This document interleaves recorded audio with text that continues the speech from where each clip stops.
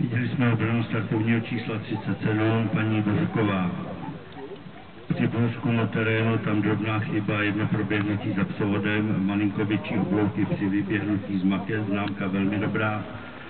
Označení figuranta, lehký dotek v začátku vyštěkání, jen drobné přestávky v intenzitě, známka dobrá, výraznější tam byl odskok od psovoda při začátku ovladatelnosti. Útěk, tam byl drobný neklid a nekázeň před útěkem figuranta, známka dobrá.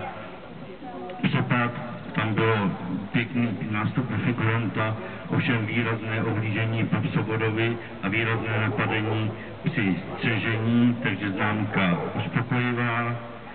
Zadní doprovod byl uspokojivý, tam byla výrazná nekázeň a předcházení psovoda, také ne zcela soustředěné sledování figuranta.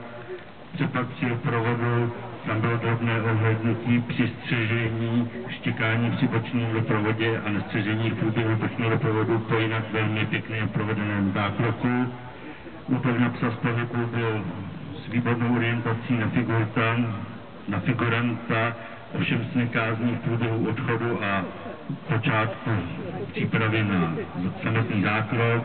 Při velké rychlosti se nescela zdařil zákus a byla výborná pak fáze už boje.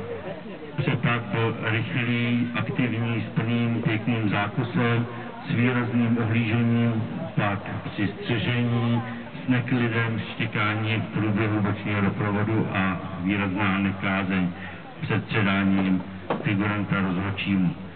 Takže známka ještě velmi dobrá. Celkem dobrá, 84 bodů.